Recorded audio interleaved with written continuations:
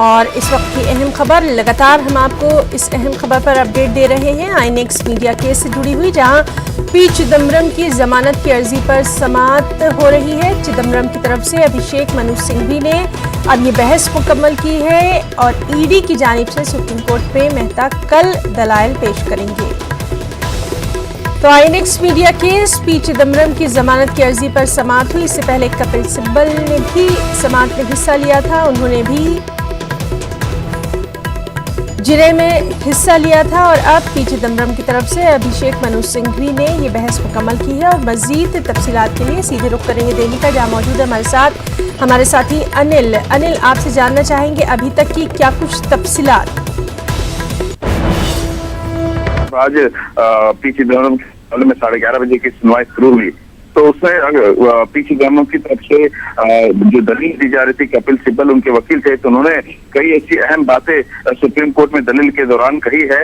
उन्होंने कहा कि उन्हें जमानत मिलना चाहिए, अगर जमानत नहीं मिलता है तो ये गलत संदेश जाएगा और लगेगा कि पी चिदम्बरम जो है कोई रंगा बिला जैसा है। ये बात उन्होंने अहम बात कही है। साथ ही साथ उन्होंने कहा कि आज पी चिदम्बरम का 99वां दिन है और उनके खिलाफ ईडी के पास ना कोई डॉक्यूमेंट है, ना एसएमएस है, ना ईमेल है। सिर्फ ईडी की कोशिश किया है कि वो जेल में रखना चाहती है। साथ ही साथ उन्होंने कई ऐसी अहम बातें भी इस पूरी चीजों को बताई कि उन्होंने कहा दलील के दौरान कि ना वो ऐसा अभी तक जो रहा है कि ईडी बार बार कहती रही है कि जैसे ही अगर पी चिदम्बरम को अगर जमानत दी जाती है तो वो गवाहों पे असर डाल सकते हैं, सबूतों को मिटाने की कोशिश कर सकते हैं और फ्लाइट रिस्क हो सकता है। तो इस तरह की चीजों को लेकर के दलील पर कपिल सिब्बल ने कहा कि ऐसी कोई स्थिति नहीं आएगी, क्योंकि जब सीबीआई की तरफ से भी इस मामले पे जमानत दिया जा चुका है, तो सीबीआई के जो केस था उस पे भी जमानत मिल चुका है, तो ऐसे में इस मामले पे भी जमानत दिया जाना चाहिए।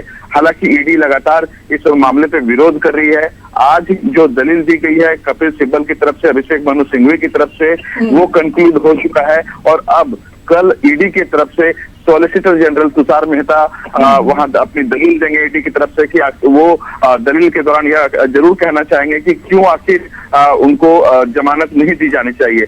अब ये कल पे देखना होगा कि कल जब सुनवाई होती है तो सुनवाई के बाद किस तरह से सुप्रीम कोर्ट अपना फैसला सुनाता है। क्या ये सीबीआई के तरह ही, जब सीबीआई के इस मामले में जब सीबीआई की तरह जो केस हुआ था तो उस केस के दौरान जिस तरह से जमानत दी गई उस केस पर क्या इस मामले पे भी उनको जमानत मिलता है या नहीं, अभी कल तक के लिए हमें इंतजार करना पड़ेगा। जी अनिल, बहुत बहुत शुक्रिया आपका तमाम तर अपडेट देने के लिए। कल भी इस अहम मामले पर लगातार हमारी नजर बनी रहेगी। तो आपको बता दें INX media case, P Chidambaram की जमानत की अर्जी पर समाअत हुई है। चिदम्बरम की तरफ से अभिषेक मनु सिंघवी ने बहस मुकम्मल की है और अब ईडी की जानिब से सुप्रीम कोर्ट में कल तुषार मेहता अपने दलाइल पेश करेंगे। खबरों में आगे, एसपीजी तरमीमी बिल लोकसभा में पेश किया गया। वज़ीर दाखिला अमित शाह ने इस मौके पर खिताब के दौरान कहा कि एसपीजी तहफ़्फ़ुज़ सिर्फ वज़ीर आज़म और उनके अहल खाना के लिए है। अमित शाह ने मज़ीद कहा कि वज़ीर आज़म की सिक्योरिटी अहमियत की हामिल है और साबिक़ वज़ीर आज़म को सिर्फ 5 साल के लिए एसपीजी सिक्योरिटी मुहैया होगी। वहीं कांग्रेस ने इस मामले पर लगातार सवाल उठाए हैं।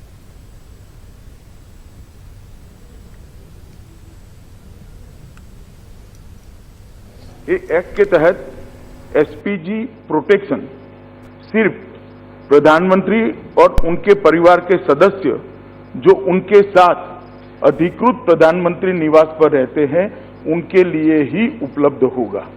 और दूसरा, कोई पूर्व प्रधानमंत्री और अपने परिवार जो सरकार द्वारा आवंटित किए गए आवास पर रहते हैं उनको 5 साल की अवधि तक ये एसपीजी प्रोटेक्शन उपलब्ध होगा। इस प्रकार का कानून में संशोधन लेकर आज मैं यहाँ पर आया हूँ। मान्यवर, हमारे देश ने मल्टी पार्टी डेमोक्रेटिक सिस्टम में पार्लियामेंट्री डेमोक्रेटिक सिस्टम को स्वीकार किया है। तो हेड ऑफ गवर्नमेंट हमारे संविधान के अनुरूप प्रधानमंत्री होते हैं। प्रधानमंत्री जी के पद के अनुरूप और उनके काम के अनुरूप और उनकी कार्यालय को सुरक्षित करने के लिए एक स्पेशल प्रोटेक्शन ग्रुप बना गया है। और वो इसलिए जरूरी है कि हमारे देश में 2 प्रधानमंत्री और पूर्व प्रधानमंत्री जी की हत्या हुई है। ये देश के लिए बहुत बड़ी क्षति है और इसलिए एसपीजी प्रोटेक्शन ग्रुप बनाया गया और इसकी चुस्तता और उसकी योग्यता बनाए रखने के लिए भी ये कानून जब लाया गया तब बनाया गया था। मैं शुरू में बहुत जिम्मेदारी से एक बात कहना चाहूंगा कि इतिहास इस बात का गवाह है और तारीख इस बात की गवाह है कि जब जब ऐसे नकारात्मक कदम उठाए गए हैं उसका बहुत बड़ा खामियाजा इस देश को भुगतना पड़ा है। हम किसी व्यक्ति को या सरकार किसी व्यक्ति को सुरक्षा क्यों प्रदान करती है? आम नागरिक को पुलिस के माध्यम से सुरक्षा प्रदान की जाती है। पूरे देश भर में पुलिस थानों का प्रबंधन किया गया है। वो जो आवाम है उसको सुरक्षा प्रदान करता है और फिर सरकार ये इंगित करती है कि कुछ ऐसे लोग हैं जिनको सरकार की तरफ से विशेष सुरक्षा देने की जरूरत है और वो जो इंगित करने का काम है वो थ्रेट परसेप्शन के माध्यम से किया जाता है कि कुछ खुफिया तंत्र या पुलिस एक थ्रेट असेसमेंट करता है हर व्यक्ति का और थ्रेट असेसमेंट के हिसाब से किसी को X, किसी को X प्लस, किसी को Y, किसी को Y प्लस, किसी को Z, किसी को Z प्लस और किसी को SPG की सुरक्षा प्रदान की जाती है। राज्यसभा में इक्तिसादी सुस्रवी पर हुई बहस के दौरान अरकान पार्लिमान की तादाद बेहद कम रही है। इस मौके पर कांग्रेस के आनंद शर्मा ने कहा कि अमीरों और गरीबों के बीच खलीज में इजाफा हो रहा है। मजबूरी घरेलू पैदावार घटकर 5% तक पहुंच गई है, जो कि पिछले 7 वर्षों में सबसे कम है। ऑटोमोबाइल, टेक्सटाइल सेक्टर में हजारों अफराद अपनी नौकरियों से हाथ धो चुके हैं। कांग्रेस लीडर पीएल पुनिया ने कहा कि मुल्क की माशी हालत बुरे दौर से गुजर रही है। पीएल पुनिया से खास बातचीत की हमारी साथी रंजीत अढ़ा ने। कांग्रेस के वरिष्ठ नेता और राज्यसभा सांसद पीएल पुनिया हमारे साथ है बात करने के लिए। पुनिया जी, आज शीतकालीन सत्र का 8वां दिन है और आर्थिक मंदी को लेकर जिस तरह से चर्चा हो रही है, क्या मानना है आपका? खासकर जिस तरह से प्याज की भी कीमत फिर से बढ़ती नजर आ रही है। आर्थिक मंदी पर चिंता भले ही सरकार दिखाती है, लेकिन कोई बड़ा कदम सरकार की तरफ से नहीं दिख रहा है। देखिए, आर्थिक मंदी पूरी तरह से प्रभावित कर रही है हिंदुस्तान को और विशेष रूप से जो मध्यम वर्ग है, गरीब वर्ग है, उसको ज्यादा प्रभावित कर रही है। बड़े सपने तो दिखाते हैं, 5 ट्रिलियन US डॉलर इकोनॉमी और वर्तमान में 3 ट्रिलियन US डॉलर की इकोनॉमी भी नहीं है। उसको संभालने के लिए कोई रणनीति नहीं दिखाई दे रही है। जितने भी हमारी रेटिंग एजेंसीज हैं उन सब ने, जो अंतर्राष्ट्रीय IMF है, वर्ल्ड बैंक है, मूडीज है, जितने भी हैं, सब ने पहले इंडियन इकोनॉमी के बारे में फोरकास्ट किए थे, उससे डाउनग्रेड किया है। और यहाँ तक कि state bank of India, reserve bank of India हमारे, उन्होंने सब डाउनग्रेड किया। तो सभी एजेंसी स्वीकार करती हैं कि आर्थिक मंदी का दौर है और सरकार उसके स्वीकार करने को तैयार नहीं है। जो कदम उठाने चाहिए थे वो नहीं कदम उठा रहे हैं। इनको लगता है हर चीज़ की दवा उद्योगपतियों को मदद देना उस पर्याप्त है और इसीलिए जो कॉरपोरेट टैक्स का स्लैब था वो डाउन किया। उनको लाभ मिला, लगभग 1,74,000 करोड़ रुपया उद्योगपतियों को लाभ मिला। लेकिन जो वास्तविकता है, जो ग्रामीण क्षेत्र में एग्रीकल्चर में स्लम्प है, आपका जो रियल एस्टेट है उसमें स्लम्प है, जो मजदूरी के लिए मनरेगा दिया जाता था, ज़्यादा से ज़्यादा धनराशि उनके माध्यम से जनता में पहुंच जाती थी, वहाँ पर पैसा रिलीज नहीं किया जा रहा है। सरकार के पास भंडार खजाना खाली है, लगभग खाली है। जो GST का हर महीने रेवेन्यू होना चाहिए था 1 लाख करोड़ रुपया महीने का, उससे कम है। जो डायरेक्ट टैक्सेस हैं वो कम है, और रिजर्व बैंक ऑफ इंडिया का रिजर्व हमने वापस ले लिया है। उसके अलावा सोना खुले बाजार में नीलाम किया गया, ये मैं समझता हूँ कि बहुत सालों साल के बाद, बहुत बाद में है। तो स्थिति अच्छी नहीं है इकोनॉमी की, और इसीलिए जीएसटी कम है। कैमरा पर्सन दीपक के साथ रंजीता झा, न्यूज 18 नेटवर्क। बाबरी मस्जिद मामले में नजरसानी के लिए अर्जी दाखिल की जाएगी। मुस्लिम पर्सनल लॉ बोर्ड का कहना है कि दिसंबर के पहले हफ्ते में नजरसानी की अर्जी दाखिल की जाएगी। बोर्ड के मुताबिक कानून हमें नजरसानी की अर्जी दायर करने का ये हक देता है।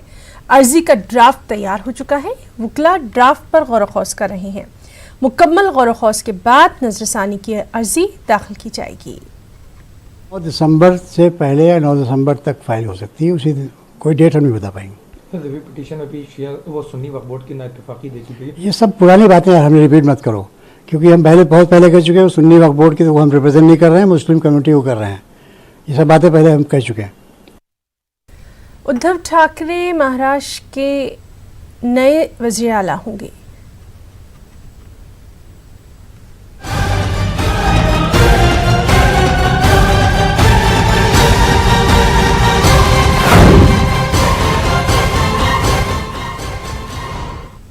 जी हाँ, शिवसेना, एनसीपी और कांग्रेस इत्तेहाद की राह आसान नहीं रहने वाली। अपोजिशन उनको गिराने की तैयारियों में है। इस मामले पर न्यूज़ 18 उर्दू के नुमाइंदे वसीम अंसारी से बीजेपी लीडर नीतीश राय ने खास बातचीत की। हमारे साथ नीतीश राय हमसे बात करते हैं। सर, बाकायदा विपक्ष की क्या भूमिका होगी? आज शपथ विधि हो गई है, 3 विचारधाराओं की पार्टी है, लगता है कि पार्टी किस तरह से काम कर पाएगी? आप लोगों की क्या भूमिका? विपक्ष हम स्ट्रांग ऑपोजिशन के हिसाब से काम करने वाले। हमारी इच्छा इतनी है कि महाराष्ट्र को जनता को न्याय मिले। जितनी स्ट्रांग पावर में रहने वाली पार्टियां हैं, उतनी स्ट्रांग हमारी विरोधी पक्ष भी होने वाला है, और उस हिसाब से हम लोग काम करने वाले हैं। शिवसेना का उद्धव ठाकरे को मुख्यमंत्री बनाया गया है, जो कि एक अलग पूरा नई सोच दिखाई दे रही है। क्या लगता है इनके किस तरह के आप देखते हैं? देखता तो जो उनके बारे में जो कोई अनुभव हमको अभी तक मिला है, जिस तरीके से मुंबई महानगर पालिका चलाई जाती है, आज मुंबई शहर सिटी की जो कोई परिस्थिति है, हमको ऐसा डर है कि वो कल महाराष्ट्र में भी वही परिस्थिति करेंगे, तो उसके ऊपर हमारी नजर होगी। देखा गया अजीत पवार जब साथ में है, सरकार में शपथ विधि हुई, अब कहीं ना कहीं एक बार फिर बीजेपी ने अपने बैकआउट कर लिया है, तो कितना आसान होगा इनके लिए सफर उद्धव ठाकरे के लिए हाउस में? अभी सब 3 पार्टियों की सरकार है, कोऑर्डिनेशन साथ में रखना पड़ेगा। अभी जब भी 7/12 कोरा करने का, 7/12 प्लेन करने का जब टाइम आएगा, तभी ये सब पॉलिसी डिसीजंस के ऊपर वो किस तरीके से काम करते वो देखने का पड़ेगा हम लोग। आपको लगता है कि ठाकरे साहब इस पूरे महाराष्ट्र की जो पॉलिटिक्स है उसे सही तरीके से संभाल पाएंगे? विधान वो अभी देखना पड़ेगा ना, वो अभी बैठने तो दो बेचारे को, बैठने के बाद हम देखेंगे वो क्या करते। हमसे बात करने के लिए नीतीश राय, जिनका साफ तौर पे ये कहना था कि उद्धव ठाकरे मुख्यमंत्री बनने के बाद जो पॉलिसी डिसीजन है वो लेने चाहिए, उनके बैठने के बाद ही पता चल पाएगा, लेकिन विपक्ष पूरी तरह से आक्रामक भूमिका पे है। मुंबई से राजमणि विल्ले के साथ वसीम अंसारी, न्यूज़ 18।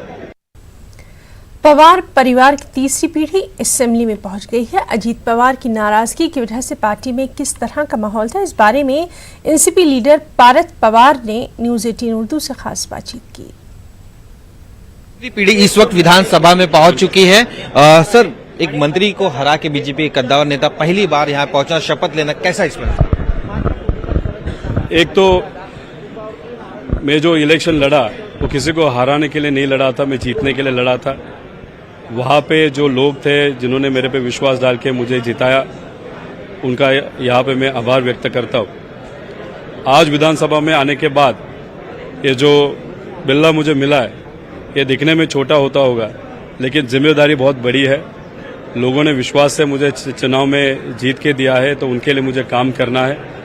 और राज्य के जो युवा होंगे जिनको वहाँ पे अड़चन होगी, उनके लिए हम जैसे कार्यकर्ते, जो भी एमएलएज अंदर है, वो उनके कार्यकर्ते करके काम आगे के 5 साल में करते रहेंगे।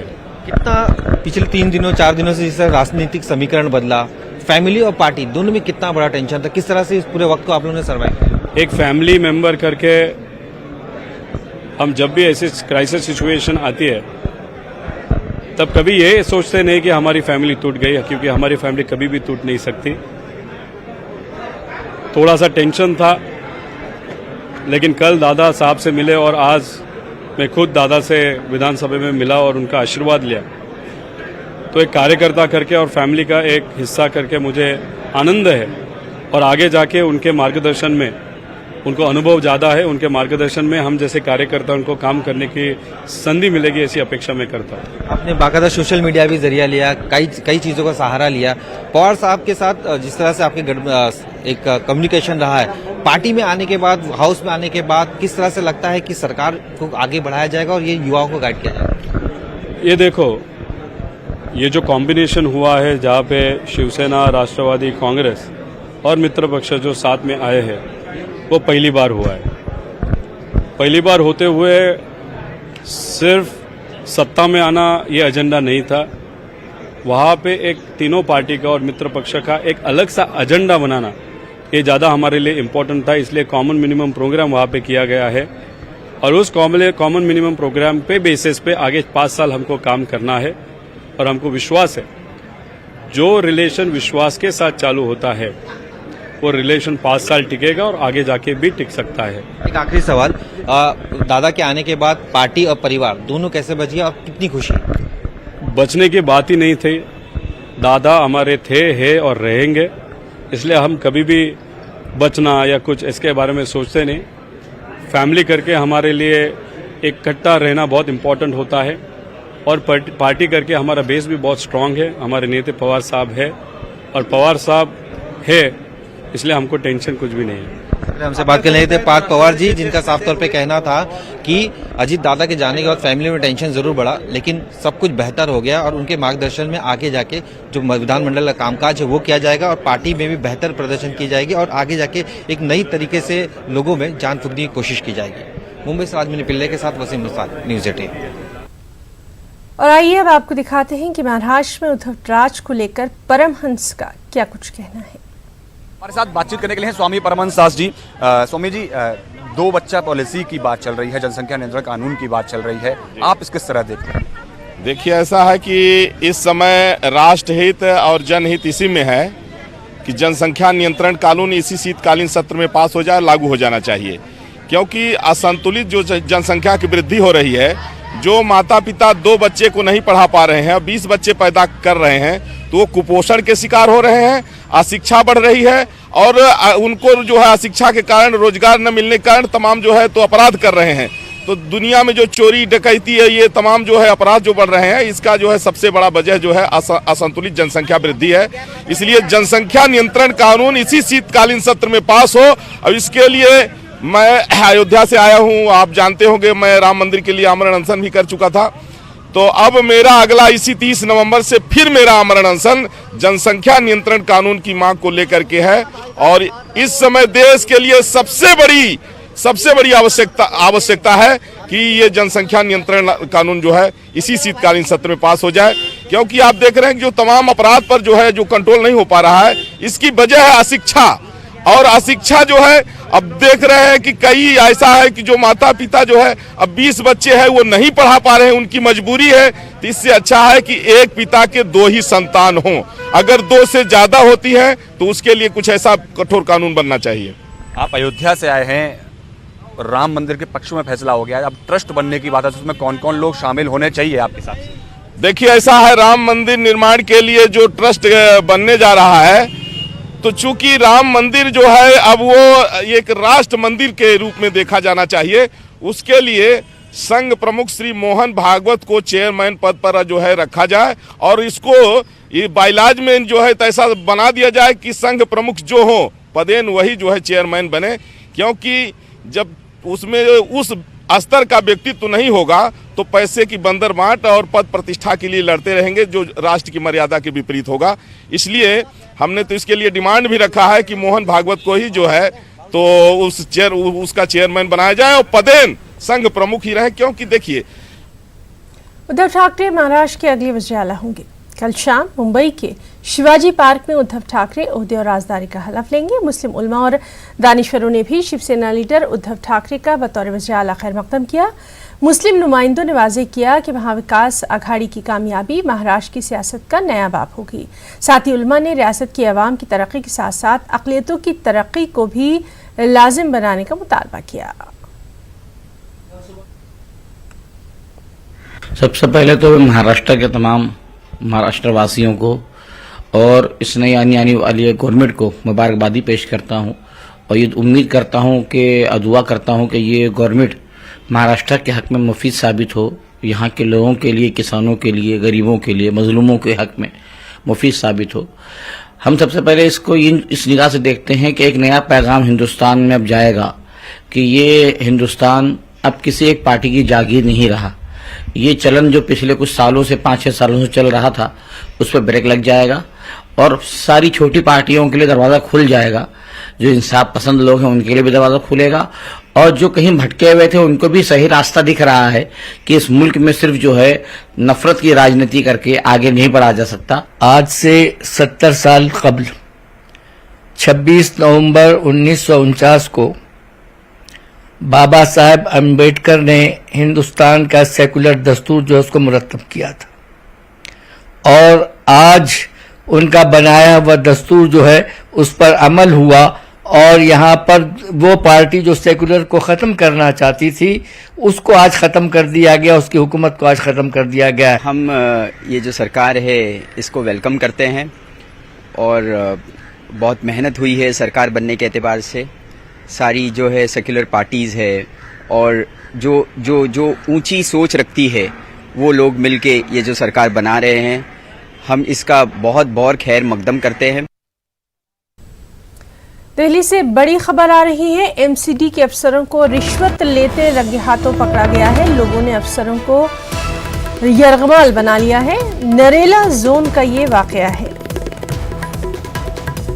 तो दिल्ली से बड़ी खबर, एमसीडी के अफसरों को रिश्वत लेते रंगे हाथों पकड़ा गया और इस मौके पर लोगों ने गुस्से में इन अफसरों को यरगमाल बनाया।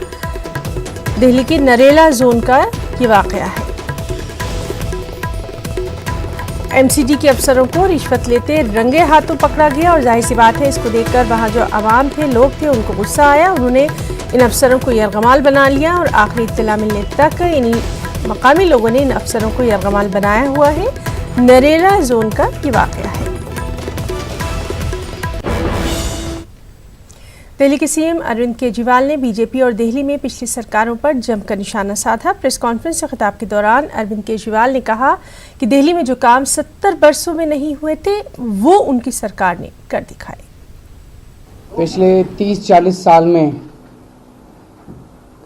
दिल्ली के अंदर काफ़ी माइग्रेशन हुआ, बाहर से बहुत सारे लोग आए।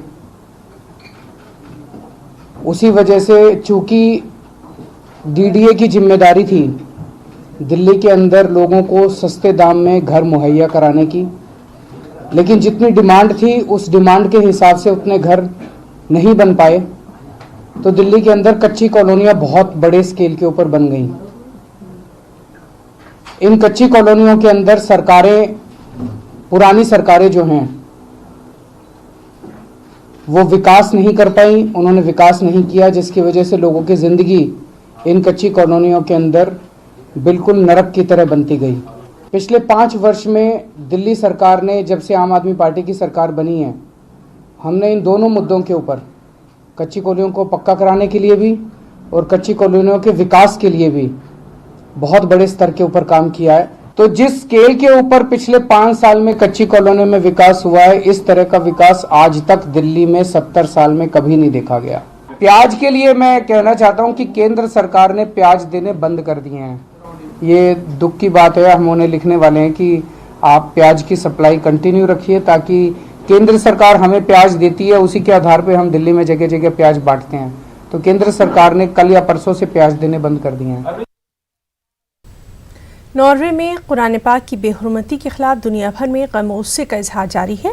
मुंबई में उलमाए कराम ने कुरान शरीफ की बेहुरमती का जवाब कुरान ख्वानी और कुरान मजीद के नुस्खों की तकसीम से दिया। बेहुरमती के खिलाफ पुरअमन एहतजाज भी किया गया। उलमाए कराम ने कुरान शरीफ के पैगाम को आम करने और कुरान मुक़द्दस के मुतल्लिक़ अग़यार में फैली गलत फहमियों का इजाला करने पर जोर दिया। गुज़िश्ता हफ्ते नॉर्वे में इस्लाम मुखालिफ रैली निकाली गई, जहां स्टॉप इस्लामिनाइजेशन के एक लीडर लॉरेंस थॉर्सन ने कुरान करीम को नजर आतिश करने की कोशिश की थी।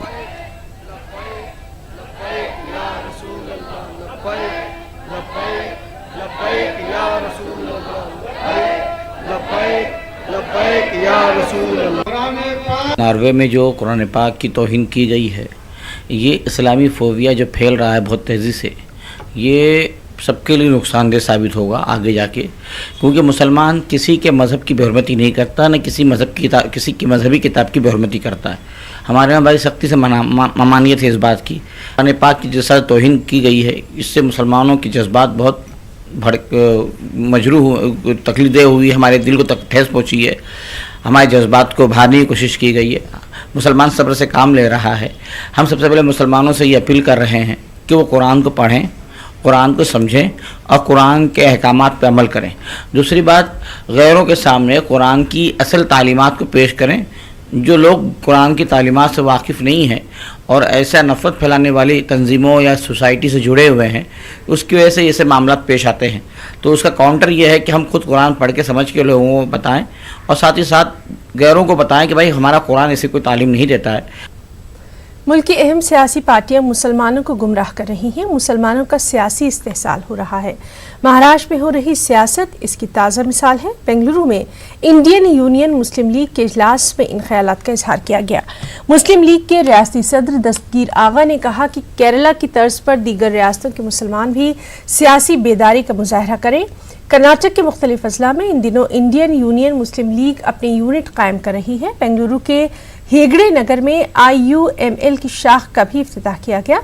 कन्नड़ा फिल्म इंडस्ट्री की डायरेक्टर और प्रोड्यूसर हिमायत खान ने मुस्लिम लीग में शमूलियत भी इस मौके पर इख्तियार की है। खबरों में इतना ही। आदाब।